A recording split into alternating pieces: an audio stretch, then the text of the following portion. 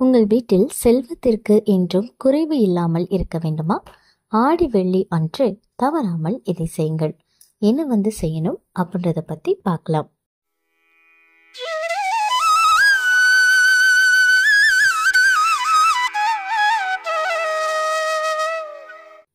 ஆடி மாதம் நமக்கு பார்த்தீங்க அப்படின்னா வழிபாடுகள் செய்யறதுக்கு சிறப்பு மிகுந்த ஒரு நாளாக சொல்லப்படுது.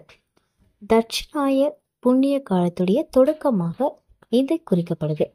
இந்த காலத்துல நீங்க எந்த பூஜைகள் செய்தாலும் சரி, இல்ல வழிபாடுகள் செய்தாலும் சரி, அது அதீதமான பலனை நமக்கு பெற்றுக் கொடுக்கும் அப்படின்னு சொல்லப்படுது.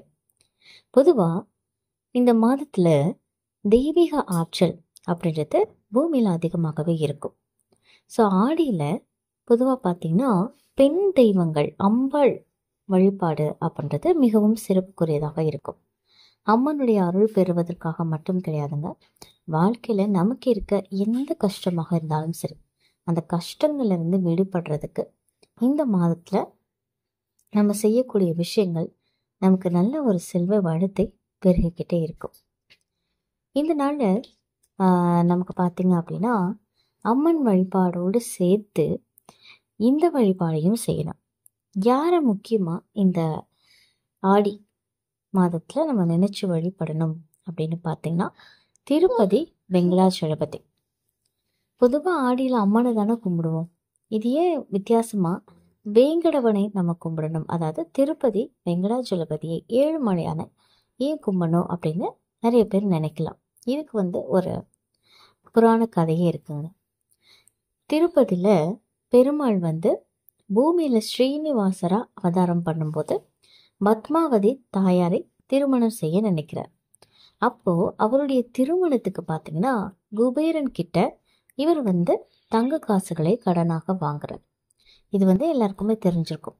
அப்படி அவர் கல்யாணத்துக்காக வாங்கின பணத்துக்கு திருப்பதி ஏழுமலையான் இன்னைக்கு வரைக்கும் குபேரனுக்கு வட்டி கட்டிட்டு இருக்கதா சொல்வாங்க. இதுக்கு இன்னொரு கதை கூட சொல்லப்படுது. தான் பெற்ற அந்த கடனை கலியுகத்துல தன்னை பார்க்க வரக்கூடிய பக்தர்கள் செலுத்தக்கூடிய காணிக்கையை அதை செலுத்தி அடைப்பாங்க அப்படின்னு பெருமாள் சொன்னதாகவும் இன்னொரு கதைகள்ல சொல்லப்படுது. ஸோ அவருடைய வாக்குப்படிதான் திருப்பதியில இன்னைக்கும் குறையாம உண்டியல்ல காணிக்கையா கோடி கோடியா கொட்டிக்கிட்டே இருக்கிறதா சொல்லப்படுது. ஸோ இது எதுக்காக சொல்றேன் அப்படின்னு பார்த்தீங்கன்னா, குபேரன் கடனாக கொடுத்த அந்த பணத்தை பெருமாள் கிட்ட ஆடி மாதம் அதுவும் முதல் நாளில் கேட்டதா ஒரு ஐதீகம் இருக்கு. ஸோ அதனால இந்த ஆடி மாதத்தில் வரக்கூடிய விசேஷமான வெள்ளிக்கிழமையில இந்த ஒரு விஷயத்த நம்ம செய்யணும். என்ன அப்படின்னு பார்த்தீங்கன்னா, ஒரு வெள்ளை நிறத்தில் ஒரு சின்ன காட்டன் துணி எடுத்துக்கோங்க. அதில் நல்லா மஞ்சளை தடவிட்டு அதில் ஒரு 11 ரூபாய், அதாவது 11 1 ரூபாய் நாணயத்தை வச்சு முடிஞ்சு அதை பூஜை ரூமில் வச்சு தினமும் பூஜை பண்ணுங்க. இப்படியே நீங்கள் செய்துட்டு வந்துட்டே இருந்தீங்க அப்படின்னாலே உங்கள் வீட்டில் நீங்கள் எதிர்பார்த்த பண கஷ்டம் அப்படின்றது குறைய ஆரம்பிக்கும்.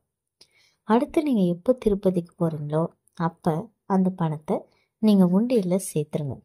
இப்படி நீங்கள் செய்கிறதுனால வீட்டில் பணத்துக்கு குறைவு அப்படின்றது நமக்கு இருக்காது. இந்த தகவல் உங்களுக்கு பயனுள்ளதாக இருக்கு அப்படின்னா மறக்காம உங்கள் நண்பர்கள் கூட பகிர்ந்துக்கோங்க. மேலும் இது போன்ற ஆன்மீக தகவல்களுக்கு என்னுடைய சேனலை நீங்கள் சப்ஸ்கிரைப் பண்ணிட்டு பக்கத்தில் இருக்கக்கூடிய பெல் ஐகானை ப்ரெஸ் பண்ணிக்கோங்க. நன்றி.